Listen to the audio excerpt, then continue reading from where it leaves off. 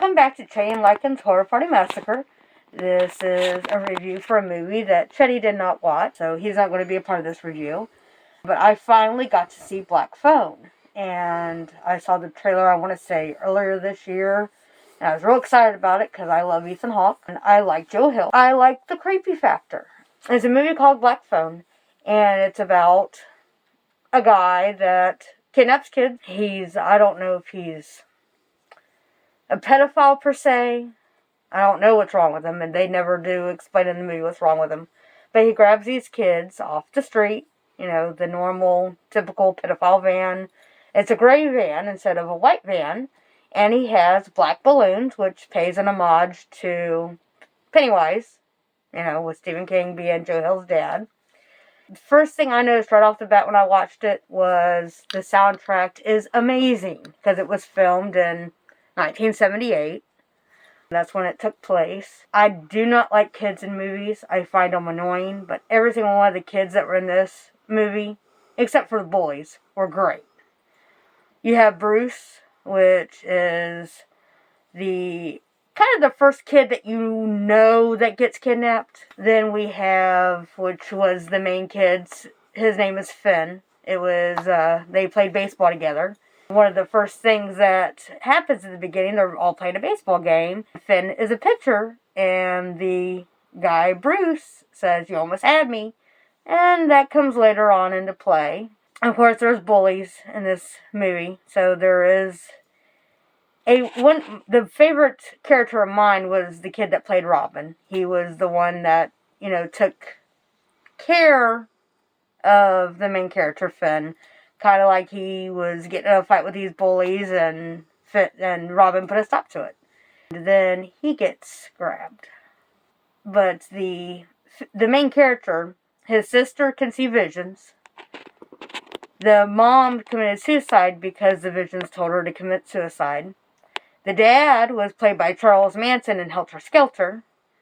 But the kids, they're a bunch of nobodies, really. I think the only kid that was really known is the sister, which played young Hope in Ant-Man and Wasp. But none of these kids are known. They're all great. They all had great charisma. They worked well together. They were meant to be. It was realistic. They didn't feel like they were acting. It felt true. One of the kids that gets kidnapped previously that you don't really see except in flashbacks, when each one of these call Finn when he's kidnapped. Yeah, the main character does get kidnapped. But each kid, in the order of them being kidnapped, calls them to give insight and how to escape and what to look for with the grabber. The first kid is simply known as the Paperboy because the first thing that they lose is their name. That's the first thing they forget, is who am I? So the Paperboy is the first one. The second one is Vance. Vance is the metalhead punk rocker. That's a little shithead. But they each give Finn, hints what to do. I don't know if some of it was hallucinations. I don't know if some of it was supernatural. I don't know if it was just in his head. I don't know if they were really there. But whenever he starts to give up, I told my mom, I said, Robin needs to call him so he doesn't give up.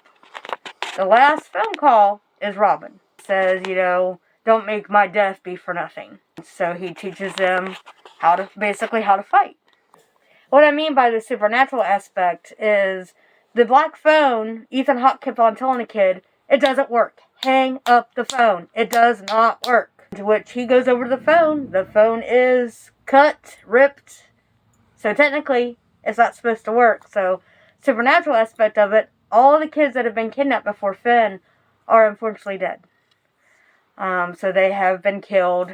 Another thing that I thought was cool was Finn didn't break the rules. Like, he would leave the door open, just a crack, and sit at the top of the stairs by the door with a belt in his hand, because one of the kids, and I want to say it was the Paperboy kid, told him, if you have to play the game. If you don't play the game, he can't win.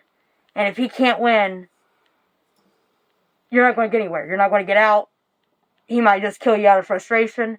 But you got to play the game, and the game is called Naughty Boy.